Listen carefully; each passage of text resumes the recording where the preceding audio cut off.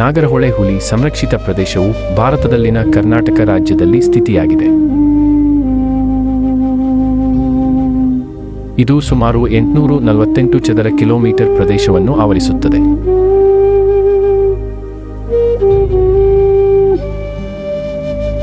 ಕಬಿನಿ ನದಿ ನಾಗರಹೊಳೆ ರಾಷ್ಟ್ರೀಯ ಸಂರಕ್ಷಿತ ಪ್ರದೇಶದ ದಕ್ಷಿಣ ಗಡಿಯೊಡಿ ಹರಿದು ಹೋಗುತ್ತದೆ.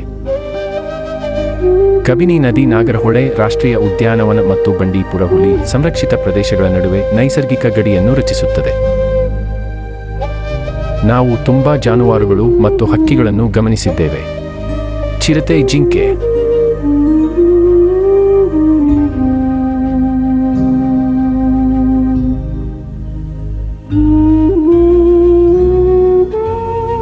ಗಾವುರು,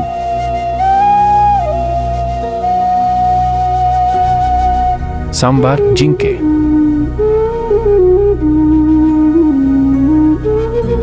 ನೀರಗಿಡುಗು,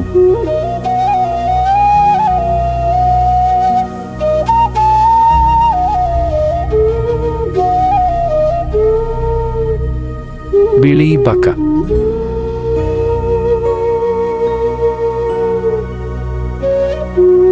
ನವಿಲು,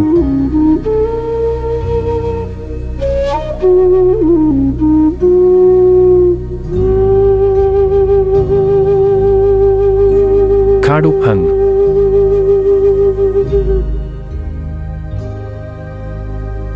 ನಾವು ಕಬಿನಿ ನದಿಯ ತೀರದಲ್ಲಿ ಹೆಣ್ಣು ಆನೆಗಳು, ಮರಿಯ ಆನೆಗಳು ಮತ್ತು ದಂತದ ಆನೆ ಟಸ್ಕರ್ ಅನ್ನು ಕಂಡೆವು.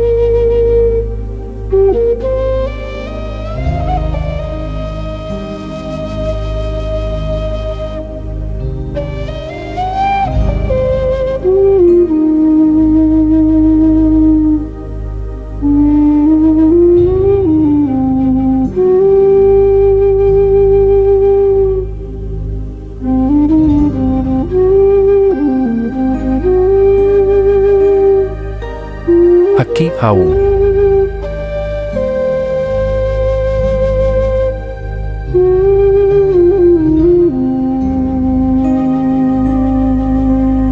ಉತನುಗಳನ್ನು ನೋಡುವುದು ನಮಗೆ ದೊಡ್ಡ ಅಚ್ಚರಿಯಾಗಿತ್ತು.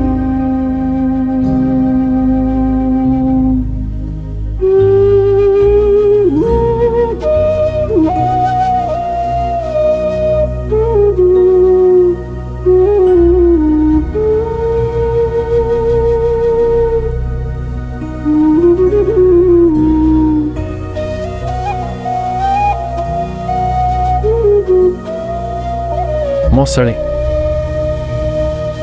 ಬಣ್ಣದ ಕೊಕ್ಕರೆ. ಇತ್ತೀಚೆಗೆ ಮಳೆಯಾಗಿತ್ತು, ಆದ್ದರಿಂದ ನಾವು ಹುಲಿಯನ್ನು ನೋಡಲು ಸಾಧ್ಯವಾಗಲಿಲ್ಲ. ಆದರೆ ಅಚ್ಚರಿಯಾಗಿ ನಾವು ಹೆಜ್ಜೆ ಗುರುತನ್ನು ಕಂಡುಹಿಡಿದೆವು.